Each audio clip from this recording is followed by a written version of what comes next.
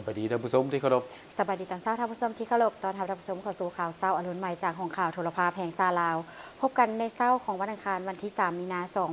2026รับหน้าที่รายงานข่าวพักนี้ข้าพเจ้าสุริวัลย์ผลเยี่ยมพร้อมด้วยเอกสารทิพจักร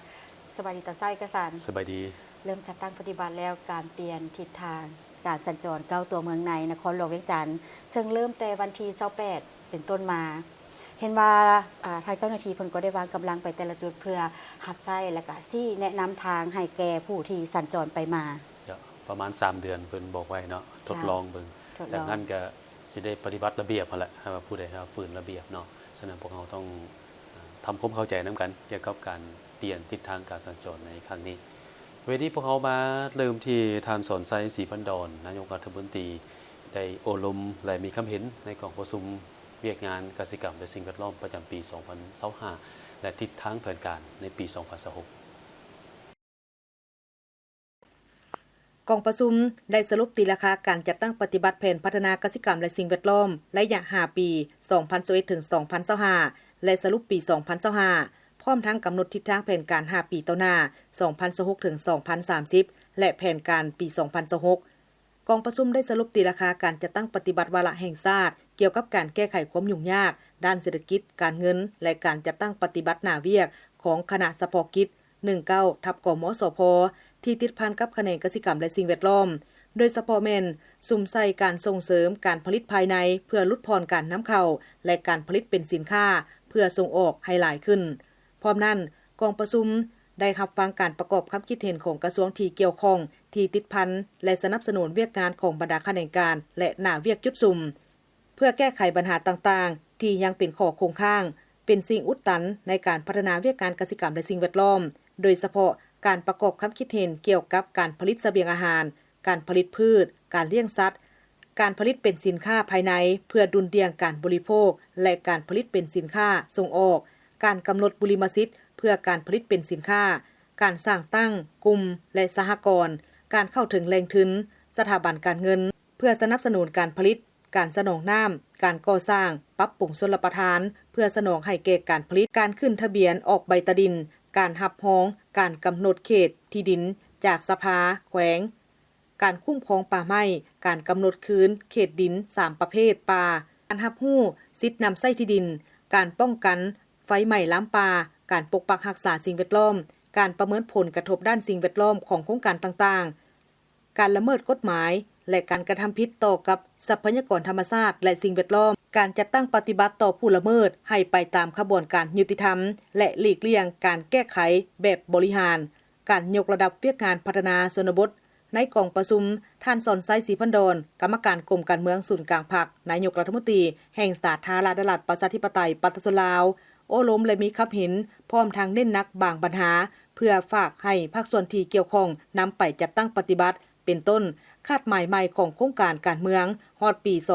2055 เมื่อพรรคประชาชนปฏิบัติลาวมีอายุครบรอบ100 ปีแม่นให้ประเทศลาวกลายเป็นประเทศกำลังพัฒนาที่มีรายรับปานกลางสูง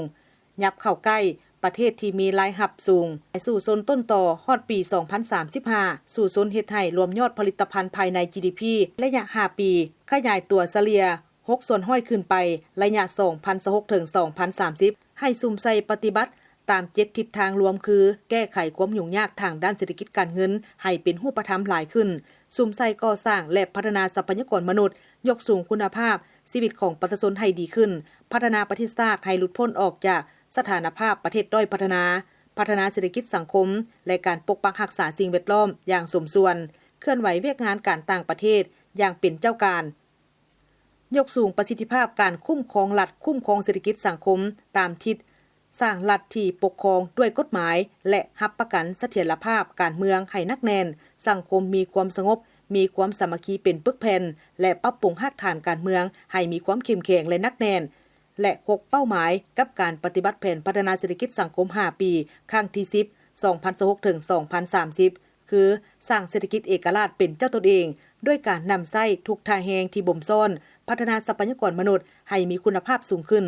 และรับรู้เทคโนโลยีที่ทันสมัยปรับปรุงชีวิตการเป็นอยู่ของประชาชนให้ดีขึ้นปกปักรักษาทรัพยากรธรรมชาติและสิ่งแวดล้อมให้มีความยืนยง พัฒนาการเสื่อมโยงเสื่อมโจทย์กับภาคพื้นและสากลอย่างกว้างขวางและมีประสิทธิผลพัฒนาการคุ้มครองและบริหารรัฐให้มีประสิทธิภาพการเมืองมีเสถียรภาพสังคมมีความสงบเป็นระเบียบเรียบร้อยยุติธรรมและศิวิไลย์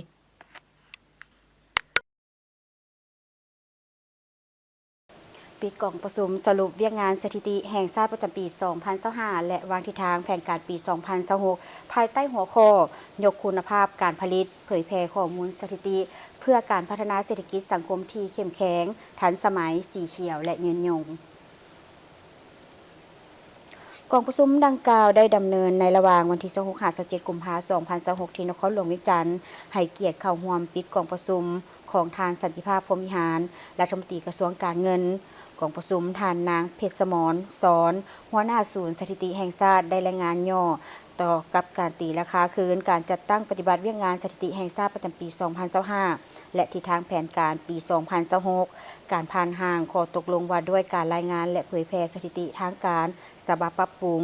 แผนงานโครงการปรับปรุงระบบสถิติขั้นท้องถิ่นผลสำเร็จการจัดตั้งปฏิบัติภาคสนามการสำรวจพลเมืองและที่อยู่อาศัยทั่วประเทศครั้งที่ 5 แนะนำการสรุปรายงานการใช้จ่ายการเงินและการย่องยอสมเสยบุคคลและการจัดตั้งที่ดีเด่นการจัดตั้งพันขยายเวียกงานจุดสุมปี 2026 ด้านเศรษฐกิจสังคมสิ่งแวดล้อมและความมั่นคงแผนการสำรวจเศรษฐกิจทั่วประเทศครั้งที่ 4 การหันเป็นทันสมัยและเสื่อมโยงข้อมูลสถิติการผ่านทางยุทธศาสตร์พัฒนาระบบสถิติแห่งชาติ 2026 หา 2035 และวิสัยทัศน์ปี 2040 และแผนปรับปรุงกฎหมายว่าด้วยสถิติและอื่นๆจากนั้นทางรัฐมนตรีกระทรวงการเงินได้มีคำเห็นเน้นนักให้คณะนำและพนักงานวิชาการทั่วแขนงการสุ่มใส่บางปัญหาที่สำคัญเป็นต้นยกสูงคุณภาพการเก็บกรรมการผลิตและเผยแพร่ข้อมูลสถิติทางการให้มีความครบถ้วนถูกต้องและทันเวลาเพื่อเป็นบ่อนอิงที่นักแน่นให้แก่การวางนโยบายและการติดตามประเมินผลการจัดตั้งแผนพัฒนาเศรษฐกิจสังคมแห่งชาติสุกโยการนำใช้เทคโนโลยีเข้าในการสร้างฐานข้อมูลใหญ่และการเชื่อมโยงฐานข้อมูลระหว่างแขนงการท้องถิ่นให้เป็นระบบเดียวกันให้ค้นคว้าและพัฒนาประเภทสถิติใหม่เป็นต้นแม่นสถิติสิ่งแวดล้อมสถิติความมั่นคงและฐานข้อมูลระเบียบสถิติต่างๆที่ติดพันกับการหันเป็นทันสมัยเอาใจใส่ศึกษาพรมการเมืองแนวคิดให้พนักงานมีความจงรักภักดีมีจรรยาบรรณในอาชีพและรับประกันความโปร่งใสของตัวเลขสถิติ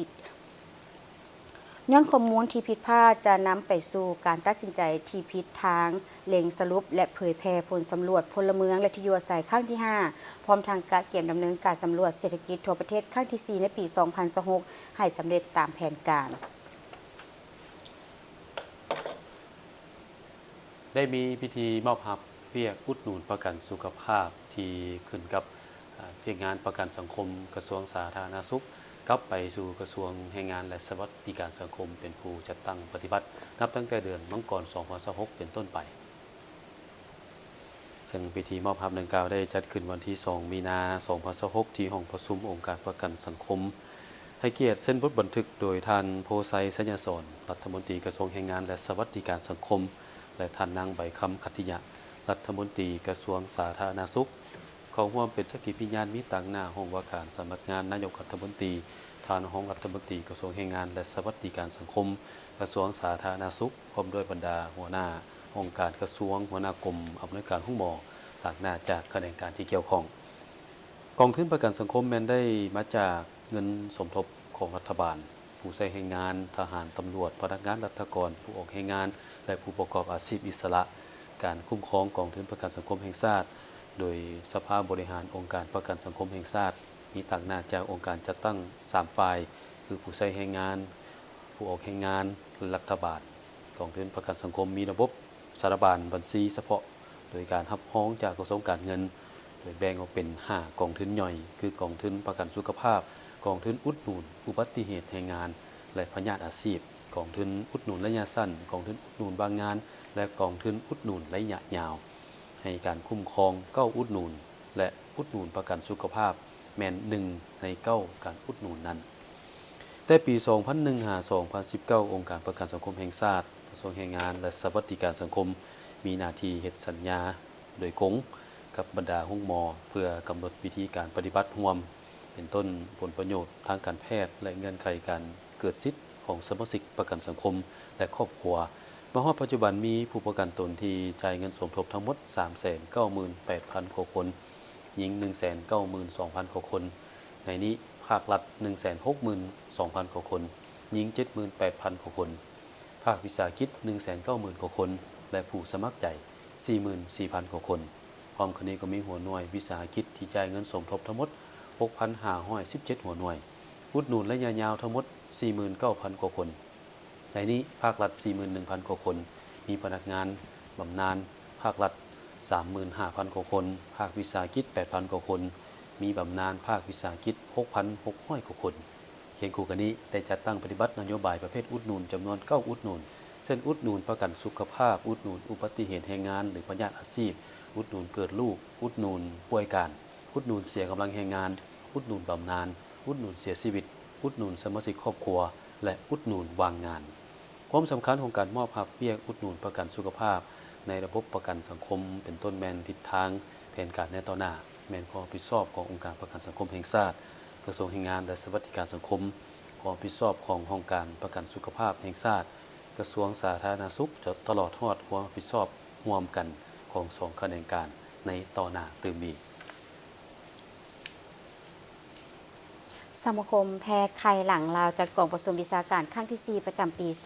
2026 ภายใต้หัวข้อการกวดพบพยาธิไข้หลังซ้ำเหือตั้งแต่เริ่มต้นและการเข้าถึงการบำบัดทดแทนไข้หลังอย่างเท่าเทียมเส้นทางการยกระดับคุณภาพชีวิตและอายุยืนสมาคมแพทย์ไข้หลังลาวจัดกองประชุมวิชาการครั้งที่ 4 ประจำปี 2026 ได้จัดขึ้นในระหว่างวันที่ 27-28 กุมภาพันธ์ 2026 ที่นครหลวงวิจันทร์โดยการเป็นประธานของท่านนางอาภรณ์วิสาเทพรองรัฐมนตรีกระทรวงสาธารณสุขมีดร.จันมาลีแก้วมณีประธานสมาคมแพทย์ไข้หลังลาวมีคณะประธานสมาคมแพทย์ภายในลาวบรรดาแพทย์เชี่ยวชาญทั้งภายในและต่างประเทศรวมมีบรรดาผู้ต่างหน้าจากบรรดากรมมหาภาคพร้อมภาคส่วนเกี่ยวข้องท่านนางอาภรณ์วิสาเทพกล่าวว่ากองประชุมสมาคมแพทย์ไข้หลังลาวจัดขึ้นภายใต้หัวข้อการกวดพบพยาธิไข้หลังซ้ำเหือตั้งแต่เริ่มต้นและการเข้าถึงการบำบัดทดแทนไข้หลังอย่างเท่าเทียมเส้นทางสู่การยกระดับคุณภาพชีวิตและอายุยืนหัวข้อนี้แสดงให้เห็นแนวคิดที่ก้าวหน้าและสอดคล้องกับนโยบายพัฒนาสาธารณสุข5 ปี 2026-2030 ของรัฐบาลที่ให้เอาใจใส่ในการป้องกันการกวดพบไว้และการที่ให้เอาใจใส่ในการป้องกันการกวดพบไว้และการขยายการเข้าถึงบริการที่มีคุณภาพอย่างเท่าเทียมและยืนยงปัจจุบันพยาธิไข้หลังซ้ำเหือและพยาธิโบติดต่อกำลังมีจำนวนเพิ่มขึ้นอย่างต่อเนื่องปัจจัยเสี่ยงเป็นสาเหตุเช่นพยาธิเบาหวานความดันเลือดสูงความตุ้ยและพฤติกรรมการดำรงชีวิตเป็นสาเหตุสำคัญที่สามารถเป็นไข้หลังสุดโทรมระยะสุดท้ายการกดพบไว้และการคุ้มครองอย่างทันเวลาจึงเป็นกระแสสำคัญในการดูแลและการเสียชีวิตในขณะเดียวกันการบำบัดทดแทนไข้หลังบ่ว่าจะเป็นวิธีการฟอกเลือดด้วยเครื่องจักรไข้หลังเทียมการฟอกไข้หลังทางผงท้องหรือการปลูกถ่ายไข้หลังยังมีความท้าทายทางด้านทรัพยากรงบประมาณบุคลากรและการเข้าถึงในสถานที่ห่างไกลดังนั้นการสร้างระบบที่เป็นมาตรฐานปลอดภัยและสมทบกับหลายภาคส่วนร่วมกันจึงเป็นสิ่งที่สำคัญการเฮ็ดกิจกรรมการฝึกอบรมเซนการดูแลแพทอฟอกเลือดการป้องกันภาวะอาการสนในการฟอกเลือดการนำไส้ตัวกรองที่ไส้ซ้ำคืนอย่างปลอดภัยและมาตรฐานระบบฟอกเลือดกระทรวงสาธารณสุขจะสืบต่อชี้นำและสนับสนุนเซนเวียงงานการกันกรองพยาธิไข้หลังตั้งแต่เริ่มต้นการยกระดับมาตรฐานศูนย์ฟอกเลือดและระบบน้ำบริสุทธิ์สำหรับฟอกเลือด RO ให้ได้มาตรฐานสากลการพัฒนาบุคลากรสาขาพยาธิไข้หลังการสร้างระบบการเงินที่ยืนยงเพื่อให้ประชาชนเข้าถึงการปินปัวทดแทนไข้หลังได้หลายขึ้นกรมสื่อมวลชนคณะโฆษณาองค์กรศูนย์กลางพรรคได้สืบต่อจัดการตามตอบความรู้เกี่ยวกับ3บรรพตศาสตร์ของศาสตร์ของพรรคซึ่งได้ไปจัดกิจกรรมอยู่แผนกศึกษาธิการและกีฬาแขวง ใช้สมบูรณ์ในท้ายอาทิตย์ที่ผ่านมากิจกรรมถามตอบข้อมูลรอบตัวเกี่ยวกับ3วันประวัติศาสตร์ระหว่างกรมสื่อมวลชนคณะโฆษณาอบรมศูนย์กลางภาคร่วมกับโรงเรียนมัธยมสมบูรณ์ไซสมบูรณ์เมืองอนุวงศ์แขวงไซสมบูรณ์โดยมีท่านนางกองบุญสุริวงศ์รองหัวหน้ากรมสื่อมวลชนคณะโฆษณาอบรมศูนย์กลางภาค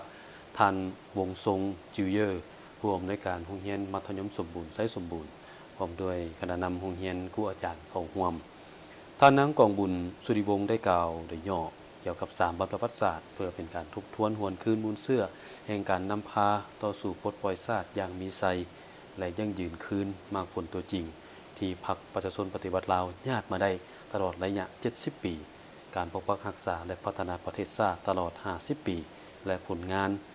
มความดีของประธานไกรสอนพรหมวิหารผู้นำที่แสนเคารพรักของประชาชนลาวประดับเผ่าในระยะการปฏิวัติปลดปล่อยชาติระยะปกปักรักษาและสร้างสรรค์พัฒนาประเทศชาติทั้งเป็นการยู่แฮงกระบวนการแข่งขันรัฐศาสตร์และพัฒนาการเฉลิมฉลอง3วันประวัติศาสตร์ในขอบเขตทั่วประเทศโดยติดพันกับกระบวนการก่อสร้างรากฐานการเมืองพัฒนาชนบทแก้ไขความทุกข์ยากเวียกงาน3สร้างสามารถเสริมขยายบทเรียนอย่างมีประสิทธิภาพและประสิทธิผลสูงพร้อมนี้ก็เป็นการสรุปตีราคาประเมินกระบวนการแข่งขันรัฐศาสตร์และพัฒนาในขอบเขตทั่วประเทศเพื่อซอกให้เห็นตัวแบบที่ดีเด่นก้าวหน้าบุคคลและการจัดตั้งที่ได้ประกอบส่วนทางด้านเหือแหงสติปัญญาและทางด้านวัตถุตื่นฮอนให้แก่ภารกิจปกปักรักษาและสร้างสรรค์พัฒนาประเทศชาติจากนั้นได้ดำเนินกิจกรรมถามตอบเกี่ยวกับ3วันประวัติศาสตร์และมอบของขวัญให้แก่น้องนักเรียนท่าน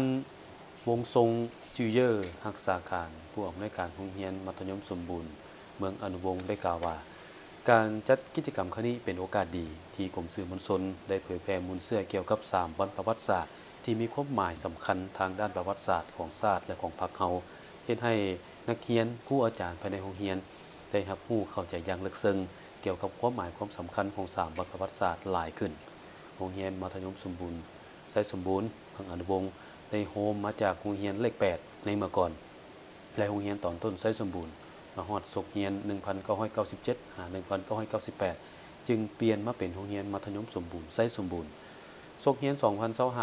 2025-2026มีครูอาจารย์ทั้งหมด62คนหญิง24คนมีนักเรียน 1,470 คน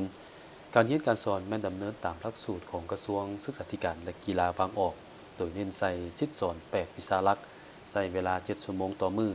เอานักเรียนเป็นใจกลางนอกนี้สุ่มใส่เวียกงานบริหารคุ้มครองโรงเรียนปฏิบัติตามเจตนาเวียกของผู้บริหารการศึกษาภายใต้การชี้นำและสนับสนุนจากกันเทิงก็คืออำนาจการปกครองแขวงไซสมบูรณ์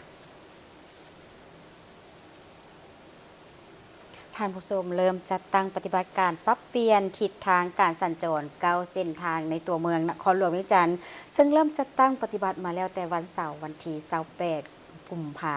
พันธ์2026เป็นต้นไป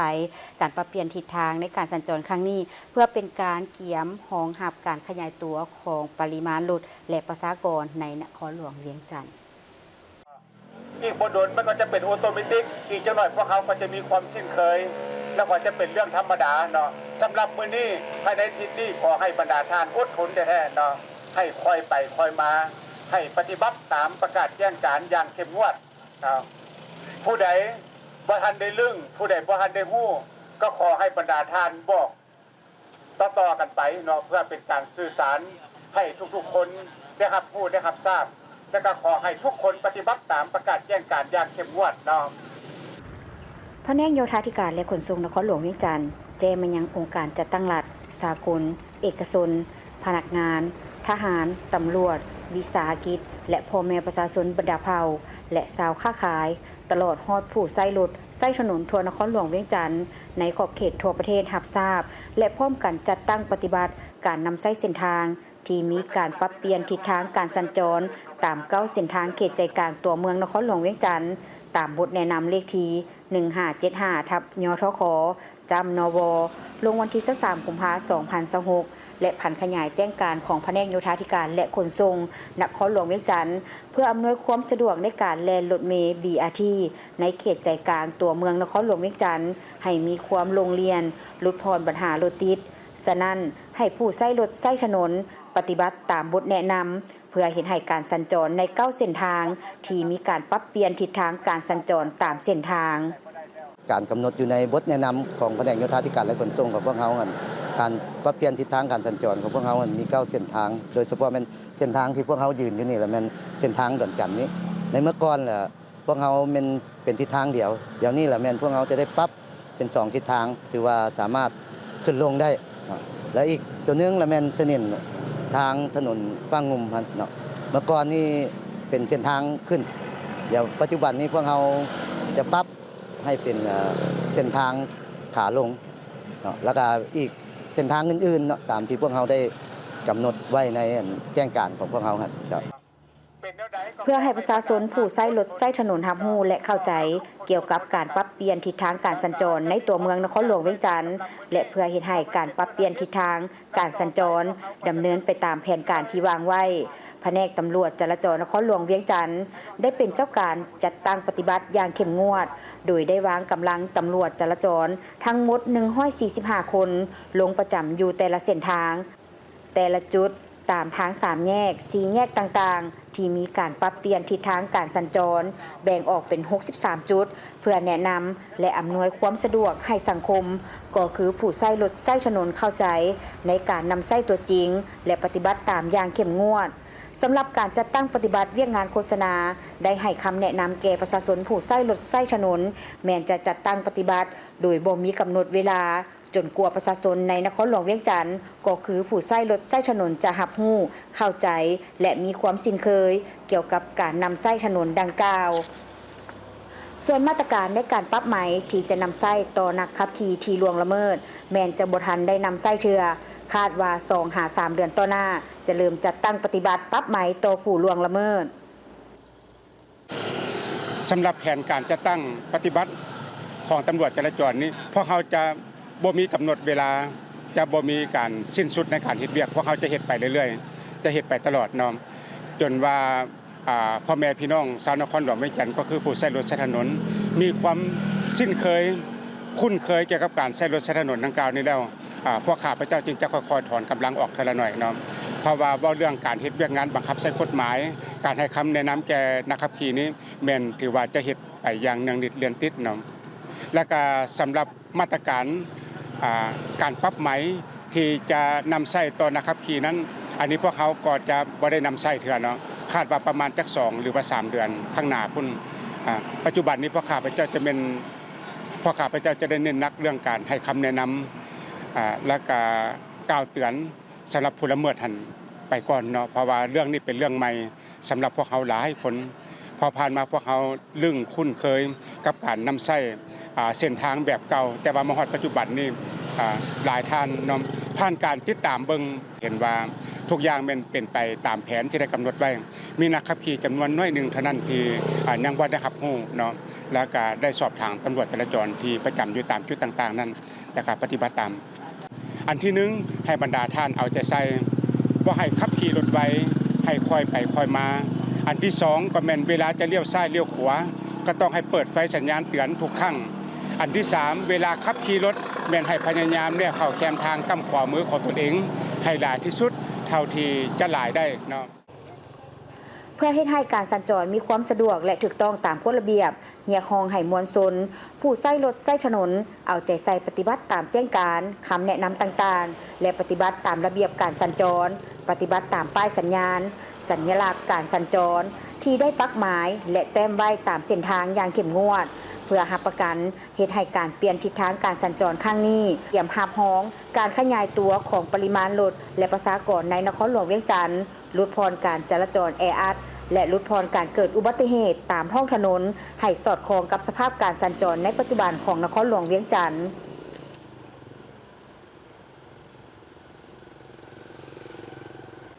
ตอนนี้ก็อาชีวะแล้วก็เป็นการทดลองเบิ่งแต่เพิ่นประเมินมาเพิ่นวิเคราะห์มาน่าจะช่วยได้ในการระบายรถบ่ให้แออัดเกินไปนะก็ต้องติดตามนำกันว่าจะเป็นจังได๋เพราะปริมาณรถนี่เพิ่มขึ้นเรื่อยๆจ้าบัดนี้เฮามาต่อที่ผลการสอบเสิ่งนักเรียนเก่งชั้นม.7 เมืองไสธานีมีนักเรียนจากม.สอบพรสวรรค์ขั้วอันดับที่1ได้คะแนนเต็ม10ทั้ง2วิชาคณิตศาสตร์และเคมีศาสตร์ส่วนวิชาภาษาลาวเป็นของนักเรียนม.ส ภัยล้อมและวิชาฟิสิกส์ศาสตร์อันดับที่1เป็นของนักเรียนจากมศโพนงามพิธีสรุปผลการสอบเสียงนักเรียนเก่งขันม.7 ทั่วเมืองไซธานีศกปี 2025-2026 ได้จัดขึ้นในวันที่ 26 กุมภาพันธ์ 2026 ที่สโมสรเมืองไซธานีนครหลวงเวียงจันทน์ให้เกียรติเข้าร่วมมีทานดาวรสิมมาลาวงศ์หัวหน้าห้องการศึกษาธิการและกีฬาเมืองไซธานีมีทานขันไซแสงสุรีห้องหัวหน้าแผนกศึกษาธิการและกีฬานครหลวงเวียงจันทน์มีหัวหน้าห้องการศึกษากีฬาเมืองครูอาจารย์น้องนักเรียนและผู้ปกครองเข้าร่วมการสอบเสียงนักเรียนเก่งศกปี 2025-2026 ขันม.7 ทั่วเมืองไซธานีการสอบเสียงครั้งนี้มีนักเรียนเข้าร่วมทั้งหมด245 คนหญิง165 คนในนี้เข้าสอบเสียงนักเรียนเก่งวิชาภาษาลาวมีทั้งหมด67 คนหญิง55 คนวิชาคณิตศาสตร์มี64 คนหญิง33 คนฟิสิกส์ศาสตร์มี54 คนหญิง36 คนและวิชาเคมีศาสตร์มี60 คนหญิง41 คนซึ่งได้จัดตั้งการสอบเสียงในวันที่5 กุมภาพันธ์ 2026 ที่ผ่านมาผ่านการสอบเสียงชนะเลิศทั้ง4วิชาแม่นน้องนักเรียนจากมศพรสวรรค์ญาติได้ชนะเลิศทั้ง2วิชาและได้คะแนนเต็ม10คือ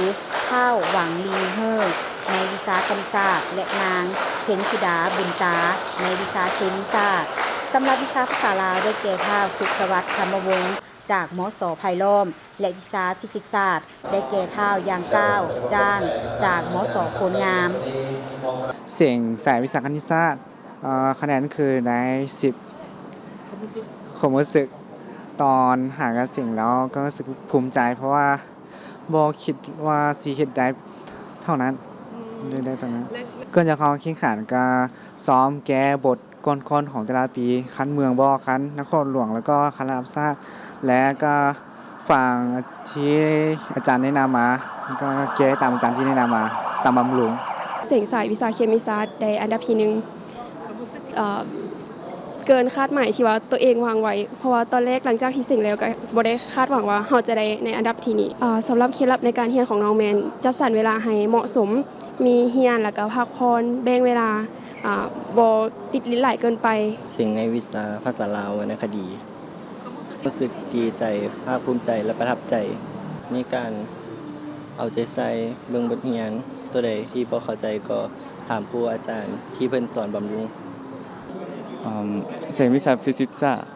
แล้วก็ได้อันดับที่1ภูมิใจที่สามารถเสียงได้เคล็ดลับมัดค้นคว้าแล้วก็บัดเก็บบทเลขตันๆที่เคยออกเสียงการจัดการแข่งขันขันเมืองในครั้งนี้ถือว่าเป็นกิจกรรมสำคัญที่แสดงให้เห็นการเอาใจใส่ต่อการพัฒนาด้านการศึกษาและการสร้างคนหุ่นใหม่ให้มีความรู้ความสามารถเพื่อรับใช้ประเทศชาติในอนาคตไปต่อที่งานมหกรรมหนังสือและวัฒนธรรมนานาชาติครั้งที่6ปี 2026ภายใต้คำขวัญหนังสือเสื่อมโยงวัฒนธรรมสร้างตลาดนัดทางปัญญาที่ใหญ่ที่สุดแห่งปีโดยมีกิจกรรมหลายกว่า130รายการและจัดขึ้นในระหว่างวันที่10-15 มีนาคม 2026ที่มหาวิทยาลัยแห่งชาติงานมหกรรมหนังสือและวัฒนธรรมนานาชาติครั้งที่6ปี 2026ร่วมแถลงข่าวมีทานสมหมัยพรหมจันทร์อำนวยการสำนักพิมพ์ดีบุ๊กและประธานคณะจัดงานทานนางบุญซ้อนไสวุฒิห้องประธานคณะจัดงานงานมหกรรมหนังสือปีนี้ได้ยกระดับขึ้นสู่เวทีสากลอย่างเต็มรูปแบบโดยมีจุดประสงค์หลักเพื่อผันขยายแผนยุทธศาสตร์การพัฒนาทรัพยากรมนุษย์ของรัฐบาล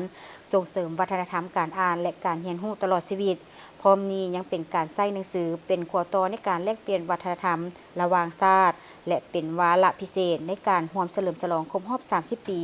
ของมหาวิทยาลัยแห่งชาติ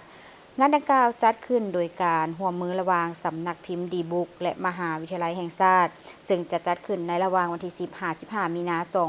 2026ที่มหาวิทยาลัยแห่งชาติรวมมีกิจกรรมที่วางแสดงทั้งหมด130รายการสำหรับพื้นที่การแสดงทั้งหมดแม่นมี75ห้องในนี้ประกอบมีห้องวางแสดงจากสถานทูตแคนาดา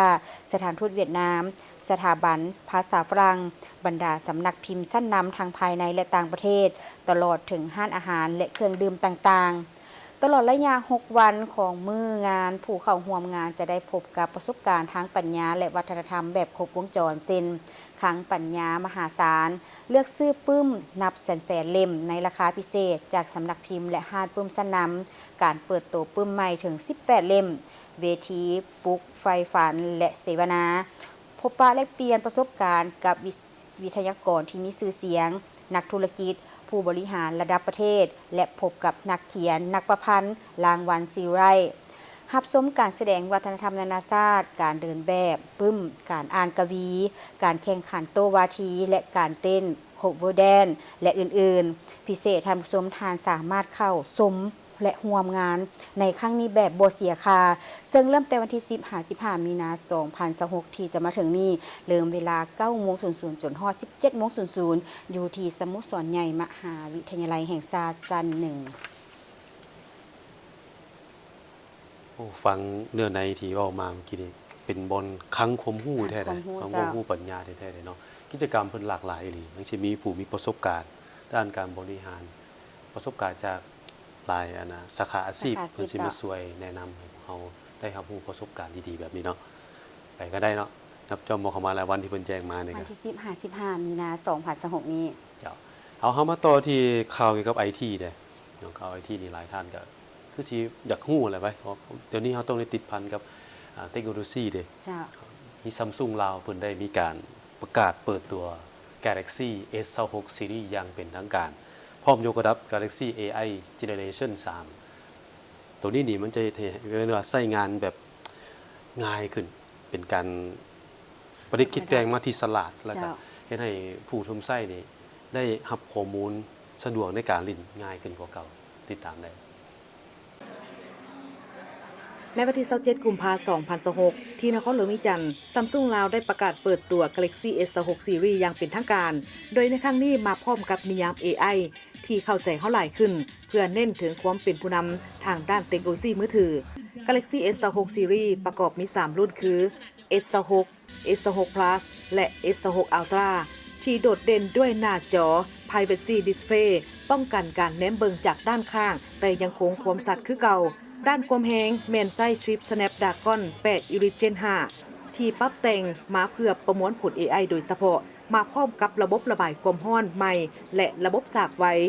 Super Fast Charging 3.0 สากเพียง 30 นาทีแบตเตอรี่ได้สูงถึง 75% ใช้งานได้ยาวนานตลอดมือสำหรับสายคอนเทนต์ต้องถูกใจ Galaxy S26 Series ได้ยกระดับ Super Steady และ Night Photography Videoที่ช่วยลดการสั่นไหวในการถ่ายภาพวิดีโอในที่มีแสงน้อยและรองรับมาตรฐาน APV ระดับมืออาชีพเสริมด้วยเครื่องมือ AI รุ่นใหม่ Photo Assist และ Creative Studio เฮ็ดให้การสร้างสรรค์ผลงานที่เคยยากกลายเป็นเรื่องที่ง่ายกว่าที่คิดนอกจากนั้น Galaxy AI ยังได้ร่วมกับฟีเจอร์ Now Nerd และ Now Brief ตัวใหม่ที่ช่วยประสานการเฮ็ดเวียกของ AI ทั้ง3ตัวแม่นBixby, Perplexity และ Gemini ให้การร่วมมืออย่างลื่นไหลรองรับการสั่งงานด้วยเสียงและช่วยจัดการเรียกหลายขั้นตอนแบบอัตโนมัติให้ง่ายขึ้นพร้อม Google Psycho to Search ที่ค้นหาได้หลายรายการในครั้งเดียวภายใต้ระบบความปลอดภัยที่ได้รับการอัปเกรดความจำยาวนานถึง 7 ปีทั้งหมดนี้ถือว่าเป็นมือถือที่ตอบโจทย์ความแฮงความสะดวกความปลอดภัยพิเศษสำหรับทานที่สั่งจองล่วงหน้าตั้งแต่มื้อนี้ไปจนถึงวันที่10มีนาคม2026จะได้รับสิทธิพิเศษเช่นรับฟรีอัปเกรดความจำเพิ่มเป็น2เท่าทันที Galaxy S26 Ultra เพิ่มความจำจาก512 GB เป็น1 TB แรม16 GB พร้อมกับหัวสากฟรี45 วัตต์มีให้เลือกถึง4สีคือสีดำสีขาว Sky Blue และ Cobalt Violet Galaxy S26 Plus และ Galaxy S26 ทั้ง2รุ่นอัปเกรดความจำ512 GB ฟรีพร้อมกับหัวสาก25 วัตต์และทุกการสั่งจองจะได้รับซิมเบสเทเลคอม 5G พร้อมเน็ตฟรี26 GB และรับส่วนลดสูงสุดอีก 25% ในการซื้อ Galaxy Buds 4 Series หรือเคสแท้จาก Samsung อีกด้วยผ่านและรับรองแผนการเรียนการสอนภายใต้การร่วมมือระหว่างมหาวิทยาลัยวิชาชีพหลวงพระบางและโครงการปลูปิกมหาวิทยาลัยกุนจางสาธารณรัฐเกาหลี จุดประสงค์ของกองประชุมในครั้งนี้ก็เพื่อทบทวนและปรับปรุงเนื้อหาแบบเหียนที่ได้รับการพัฒนาแล้วให้ทันสมัยสอดคล้องกับความต้องการของตลาดแห่งงาน เพื่อเป็นการรับรองปึ้มแบบเหียนและสามารถนำไปใช้เข้าในการเรียนการสอนอย่างเป็นทางการซึ่งกองประชุมผู้เข้าร่วมแม้นได้รับฟังการเสนอเกี่ยวกับหลักการพัฒนาและปรับปรุงปึ้มแบบเหียนพร้อมทางมีการปรึกษาหารือและทบทวนปึ้มแบบเหียนวางแผนการดำเนินการปรับปรุงปึ้มแบบเหียนดำเนินการปรับปรุงปึ้มแบบเหียนว่าส่วนใดควรเก็บรักษาไว้ส่วนใดควรปรับปรุงและอันใดควรเพิ่มเติมกองประชุมครั้งนี้โดยคาดว่าจะได้รับปึ้มแบบเหียนที่มีคุณภาพมีเนื้อหาที่สมบูรณ์สอดคล้องกับความต้องการของผู้เรียนและตลาดแห่งงานช่วยส่งเสริมการเรียนการสอนของภาควิชาบริหารโรงแรมและการท่องเที่ยวให้มีประสิทธิภาพยิ่งขึ้น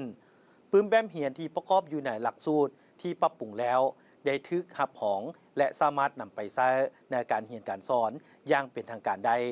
ช่วยยกระดับหลักสูตรการเรียนการสอนของภาควิชาให้มีความทันสมัยและเป็นที่น่าสนใจของผู้เรียนกองประชุมจะได้ดำเนินเป็นเวลา3 วันจึงสำเร็จการฝึกอบรมคุ้มครองทรัพยากรธรรมชาติโครงการอ่างตรงขนาดน้อยแบบยืนยงอยู่เขตเนินสูงภาคเหนือของสปป.ลาวที่เมืองขัวแขวงพงษาลีสุดฝึกอบรมการคุ้มครองทรัพยากรธรรมชาติในครั้งนี้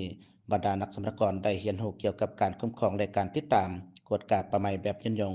เพื่อรับประกันการปฏิบัติตามกฎระเบียบและระเบียบการและการนำใส่ทางด้านเศรษฐกิจสร้างรายรับในระยะยาวการพัฒนาเศรษฐกิจเกี่ยวกับไม้ปองและเครื่องป่าของดงที่มีอยู่แล้วเพื่อผลประโยชน์ทางด้านเศรษฐกิจต่อบ้านและอ่างตรงขนาดน้อยฝึกอบรมภาคปฏิบัติตัวนำเสนอเครื่องมือ GASL เส้นทางสู่เป้าหมายและสิ่งที่สามารถเฮ็ดได้เพื่อช่วยให้คณะกรรมการจินตนาการวิธีการบรรลุจุดประสงค์ที่เขาเจ้าได้กำหนดไว้การวางแผนการกำหนดสิ่งท้าทายโอกาสและแผนขัดหมายให้บรรลุตามแผนกิจกรรมที่วางไว้เช่นการคุ้มครองนำใส่ป่าไม้และเครื่องป่าเครื่องดงแบบยืนยงเทคนิคการเก็บกู้หน่อไม้คมหน่อหกดอกแคมและเครื่องป่าของดงประเภทอื่นๆในของเขตอ่างตอง11 บ้านป่าไม้ต่างหน้าแต่ละกลุ่มคือนำเสนอต่อผู้เข้าร่วมแต่ละกลุ่มหญิงกลุ่มชายกลุ่มในบ้านและกลุ่มภาครัฐสำเร็จการวางแผนกิจกรรมที่มีความจำเป็นและไปมุ่นใส่อยู่ในแต่ละบ้านและแลกเปลี่ยนบทเรียนภายใน11การสร้างต่างกลุ่มเก็บกู้ไม้ปองและเครื่องป่าของดงฝึกอบรมระบบการติดตามประเมินป่าและเครื่องป่าของดงแบบยืนยงการเพิ่มมูลค่าและปรับปรุงคุณภาพผลิตภัณฑ์ให้ได้คุณภาพตอบสนองตามความเรียกร้องต้องการของตลาดและพ่อค้าเทคนิคการเก็บกู้ไม้ปองและเครื่องป่าของดงแบบยืนยงให้แก่คณะป่าไม้บ้าน11 บ้านป่าไม้การสร้างบ้านตัวแบบในการคุ้มครองและนำใส่ไม้ปองเครื่องป่าของดงแบบยืนยงเก็บเงินค่าธรรมเนียมจากพ่อค้าเพื่อมาเป็นเงินกองทุนบ้านเพื่อไปมูลใส่ภายหลังโครงการสิ้นสุดและกิจกรรมอื่นๆโอกาสในฐานวงเดือนภูมิธรรมได้เรียกร้องให้ต่างหน้าแต่ละบ้านภายหลังที่ฝึกอบรมแล้วต้องได้นำเอาบทเรียนและประสบการณ์ไปเผยแพร่ให้แก่ชุมชนกะเกี่ยมความพร้อมเพื่อเข้าร่วมฝึกอบรมการสร้างความเข้มแข็งการคุ้มครองป่าไม้และนำใส่ใบปองและเครื่องป่าของดงแบบยืนยงโดยผ่านการสร้างกิจกรรมปรับปรุงชีวิตการเป็นอยู่ที่จะจัดขึ้นในไวๆนี้ภาครัฐจะต้องได้เอาใจใส่ช่วยชาวบ้านและโครงการในการลงติดตามสุขอยู่ชาวบ้านให้การอำนวยความสะดวกทีมงานโครงการและการร่วมมือประสานสมทบในโครงการจัดตั้งปฏิบัติให้สำเร็จขึ้นดอกออกผลให้มีความยืนยงไปต่อที่แผนกศึกษาธิการและกีฬาแขวงชัยบุรีจัดกองประชุมสรุปถอดถอนบทเรียนเวียกงานบริหารและการเงินเขตศึกษาธิการและกีฬาแขวงปี 2025 และวางทิศทางปี 2026 ภายใต้การเป็นประธานของท่านอินทีจันทร์ประเสริฐเฮอกรรมการพรรคแขวงหัวหน้าแผนกศึกษาธิการและกีฬาแขวงมีหัวหน้าห้องการศึกษาธิการและกีฬาเมือง11เมืองศูนย์โรงเรียนออมค้างแขวงเข้าร่วมท่านอินทีจันทร์ประเสริฐเฮอกรรมการพรรคแขวงหัวหน้าแผนกศึกษาธิการและกีฬาแขวงชัยบุรีได้กล่าวเปิดกล่องประชุมทอดท่อนบทเรียนเกี่ยวกับเวียกงานบริหารและการเงินของเขตศึกษาธิการและกีฬาแขวงประจำปี 2025และทิศทางแผนการในการจัดตั้งปฏิบัติงบประมาณปี 2026ซึ่งท่านได้กล่าวว่าเพื่อทบทวนคืนซอกให้เห็นใดด้านอ่อนและข้อคงค้างในการจัดตั้งปฏิบัติงบประมาณประจำปี 2025และวางแผนการในการจัดตั้งปฏิบัติงบประมาณประจำปี 2026เพื่อให้การจัดตั้งปฏิบัติงบประมาณให้มีความเป็นเอกภาพ ตามระเบียบหลักการในระบบการคุ้มครองการเงินการหับการจ่ายและการสรุปรายงานให้เป็นระบบครบถ้วนเพื่อยกระดับความสามารถของพนักงานบริหารการเงินในการจัดตั้งปฏิบัติเวียกงานให้มีคุณภาพทันเวลาโปร่งใสทางรับประกันในการกวดสอบกวดกาเพื่อปรับปรุงเวียกงานบริหารการเงินให้เข้าสู่ระบบทันสมัยสามารถเชื่อมโยงเข้ากับทุกเวียกงานของศึกษาธิการและกีฬารับประกันในการสนองงบประมาณให้บรรดาคะแนนการศูนย์โรงเรียนออมค้างแขวงหน่วยงานของเมืองในการจัดตั้งปฏิบัติบรรดาแผนเวียกจุดซุ่มที่กำหนดไว้ในแต่ละปีให้บรรลุเพื่อปรับปรุงคุณภาพการเรียนการสอนให้ดีขึ้นเทอละกาวตามแผนพัฒนาเวียกงานการศึกษาและกีฬาของแขวงสัญญบุรีจากนั้นบรรดาผู้เข้าร่วมได้รับฟังการผ่านบทรายงานการจัดตั้งปฏิบัติงบประมาณประจำปี 2025 และแผนการจัดตั้งปฏิบัติงบประมาณประจำปี 2026 ฟังการแนะนำทางด้านวิชาการระเบียบที่เกี่ยวข้องแขนงบริหารการเงิน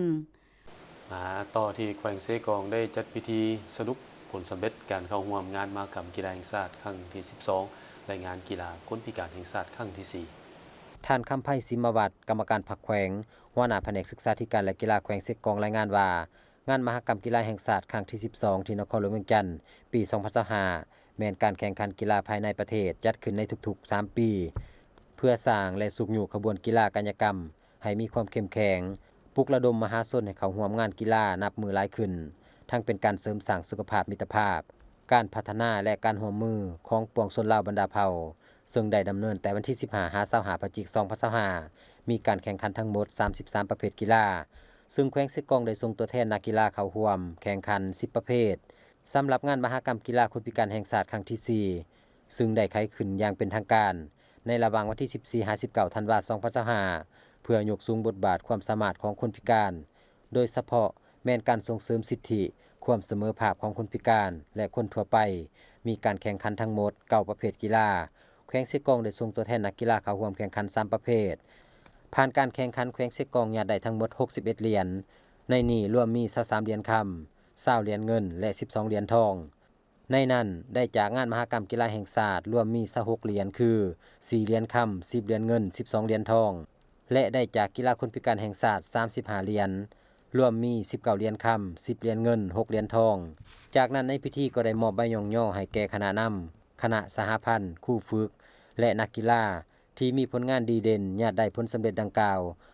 พร้อมทั้งมอบเงินนโยบายให้คณะสหพันธ์ครูฝึกและนักกีฬาในนี้กีฬาแห่งชาติมอบให้สหพันธ์กอล์ฟ24,500,000 กีบสหพันธ์บานเตะ57 ล้านกีบสหพันธ์เปตัง25,500,000 กีบสหพันธ์หมากแล่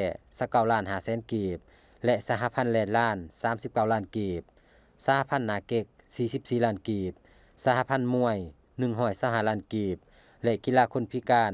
มอบให้คณะสหพันธ์ครูฝึกและนักกีฬาประเภทยกน้ำหนัก33 ล้านกีบกีฬาแลนล้าน